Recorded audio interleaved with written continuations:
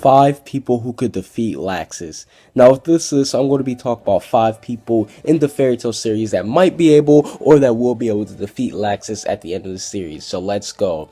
Coming in at number 5 is Urza. Now, Urza and Laxus, even from the beginning of Fairy Tail, they've always been somewhere around the same level. They were both really high mages. I remember at one point, they were like the only people in the guild at the time who were allowed to like go upstairs. And it was funny because Laxus back then, he was such an asshole. I still liked him because he was a lovable asshole. But I do think that when it's all said and done, that Urza and Laxus, they will be able to go toe to toe. And it's going to be a great fight if they did actually fight because they're so evenly matched in many different ways, but I do think that Urza will be able to take it.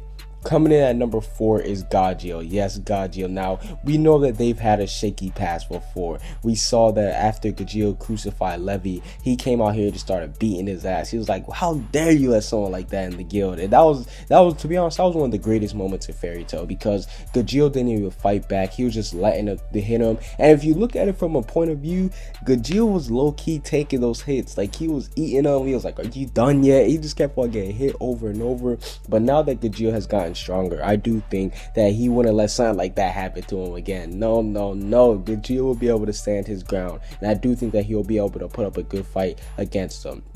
Coming in at number 3 is Natsu. Now, the reason why I have Natsu on here is because he realized that even when him and Gajeel worked together to beat him, that he was on a whole nother level. I mean, back in the Battle of Fairy Tail arc, they stood no chance. Hence why Natsu, as soon as he got done fighting him, he was like, yo, let's go again. And it was funny because Laxus saw him as fodder. He was like, okay, get out of here. And I really do like the relationship between Natsu and Laxus. It's because Natsu, it seems like that he kind of looks up to him in a sense, and he wants to spot. Like, that's one of the biggest goals besides guild arts for him. Like, the day that Natsu can say that he's stronger than Laxus, he's going to be freaking out. And not to mention the fact that after the time skip, Natsu, he's definitely one of the strongest people. Although it is, Natsu's strength is a little bit miscalculated because remember when they first met Gajeel, they were struggling against all 5 of the main cast, but Laxus came in there and dropped a thunder bomb like it was nothing, and that made me think that, hey, even though Laxus, he might not be getting as much shine as Natsu, you can't sleep on him.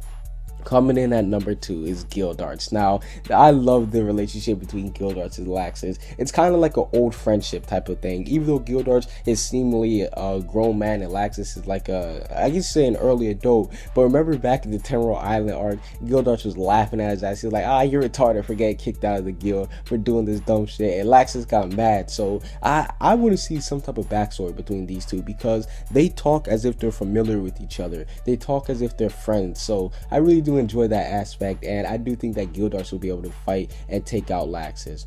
Now, before I get into number 1, I want to give off an honorable mention. I'm going to say Makarov. Now, the reason why I didn't have Makarov up here is because while I do think that he might have been able to beat him like earlier on, I don't think that where Laxus is right now that Makarov would be able to stand a chance because granted, Makarov, he was hyping him up. He was hyping up the Spriggan 12 and he was scared of them, but Laxus, he was able to take one out by himself, well, kind of by himself, so you could kind of say that's an edge. Another honorable mention I want to give out to is Hades. Now, even though Hades is defeated, we do know that him and Laxus, they've been butting head.